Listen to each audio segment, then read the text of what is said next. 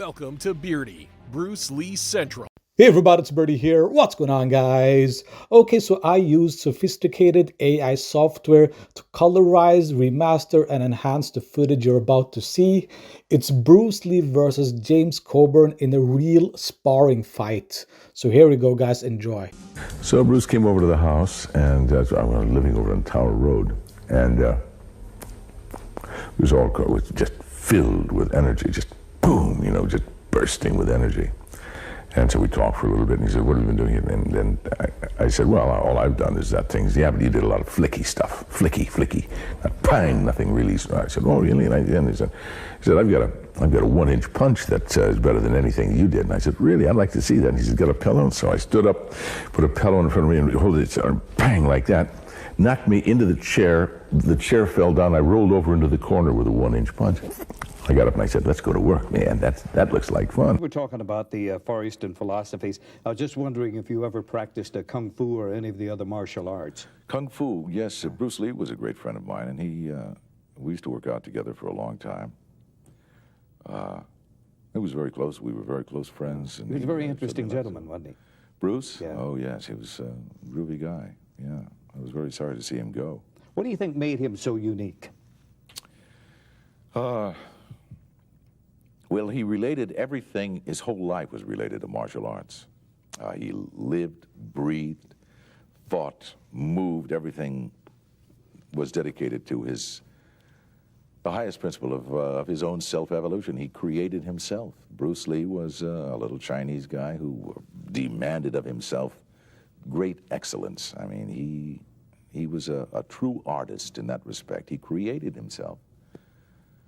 And that's what I think. He was an unusual man. He was beautiful. I don't know what to say about him, because of the perfection that he achieved was awe-inspiring. I mean, he was the fastest moving person you've ever seen. I mean, you'd reach out and pew, he was like poo all over the place. We used to work out at his place, and he had a 700-pound bag hung on a big L iron, or what do they call them, stuck in his patio, and it would on a big spring, and he would kick that thing and double it over.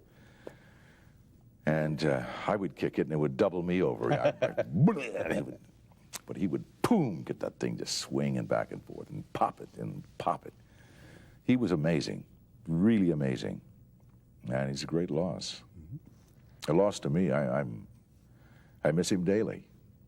Let's talk about somebody. Okay, you found somebody now. You have a loss there. Let's talk about Lindsay DePaul, because she's your best friend right now. I think that's the way they're saying it.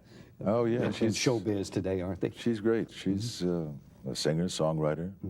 She's in London right now, working on a project. She has a guy she's producing. She's going to do some of her songs, and she's going to do an album over there.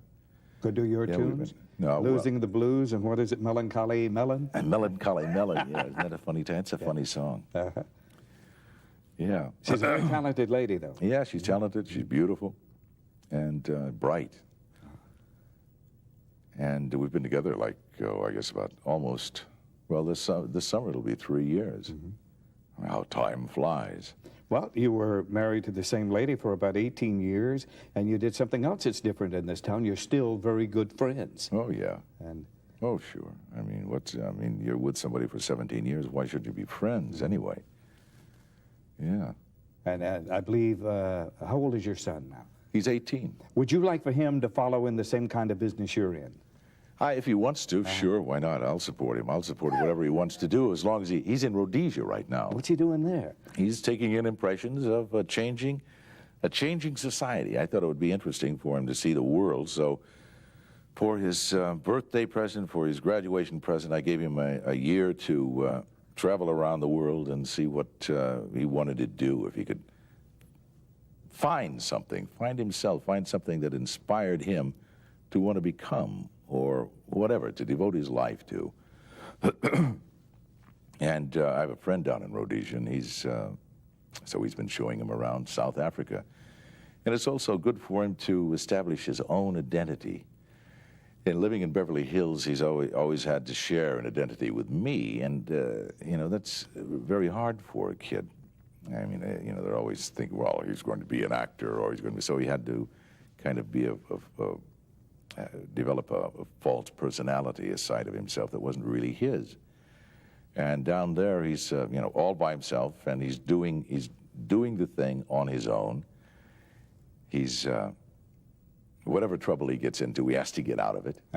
And I think it's really good for him to do that. He's got, you know, he's having experiences that he doesn't have to share with me or his mother. I mean, he's developing a whole backlog of experiences that I think he'll feed off of for the rest of his life. Well, speaking of travel, your travel agent, Sam Peckinpah, has set you up for a couple of things here. One is to the Far East, and one is to Oklahoma City. Yeah. So you're going to be packing your bags pretty quick now, aren't you? Yes, yeah, we're going to Japan to see a premiere of Kurosawa's latest film. Sam was invited over there to attend the premiere of the film, and him and a guest, and I'm his guest.